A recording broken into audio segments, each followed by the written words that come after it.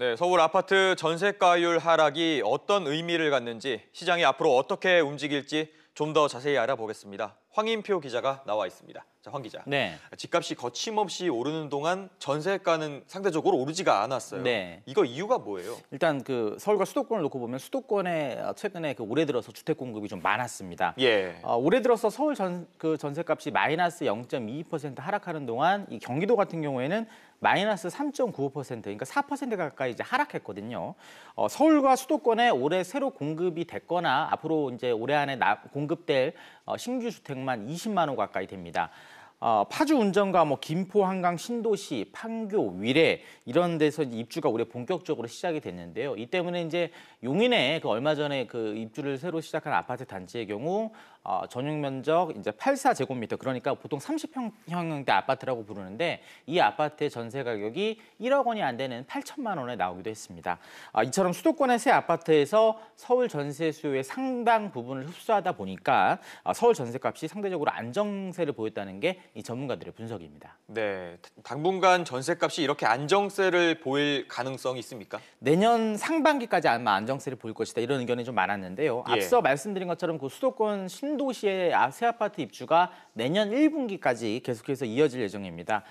또 서울 같은 경우에도요, 9,500여 가구, 이제 우리나라에서 제일 큰 아파트 단지인데 송파 헬리오시티라고 있는데 이 입주가 올해 말에 시작이 됩니다. 예. 또 전세값이 한꺼번에 이제 급등하는 걸 막기 위해서 이 서울시가 재건축 공사를 앞둔 단지마다 이주 시기를 좀 나눠서 조정을 하고 있거든요. 이게 한꺼번에 이주를 하다 보면 서울의 전세값이 들썩일 수 있다 보니까 이주 시기를 나눠서 이 전세값을 안정시키는 그런 역할도 하고 있습니다. 네, 황 기자. 그렇다면 그 이후의 전망은 어떻게 봐요? 전세값이 떨어진다, 다시 오른다, 좀 이런 입장이 맞서고 있는데, 먼저 이제 떨어진다의 경우에는 올해 이제 수도권에 너무 많은 아파트가 공급돼서 전세값이 내려간 것처럼 이미 전세를 찾고 있는 수요가 상당 부분 해소됐다, 이렇게 보는 시각이 있습니다.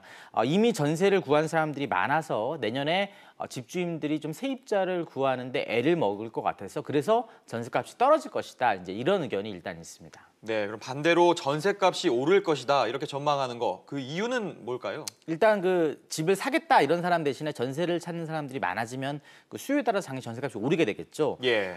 지금 아시는 것처럼 대출 규제에 보유세까지 많이 이제 물리다 보니까 집을 사는 게 좀 부담스러운 그런 분위기인 게 사실이고요. 무엇보다 올해 서울 집값이 너무 올랐습니다. 올해 들어 9월 중순까지 6.8%나 올랐거든요. 이 때문에 매매 대신에 전세를 택한 후에 당분간 시장을 좀 지켜보는 그런 관망세를 가져간 후에 나중에 결정을 할 그럴 사람들이 많아질 것이다, 이런 얘기가 있습니다. 이 전문가 의견 한번 들어보시죠. 예.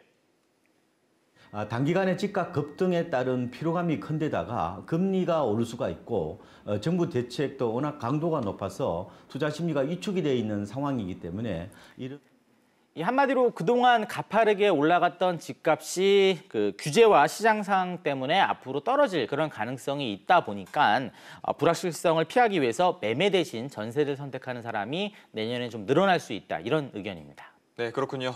황 기자 이야기 잘 들었습니다.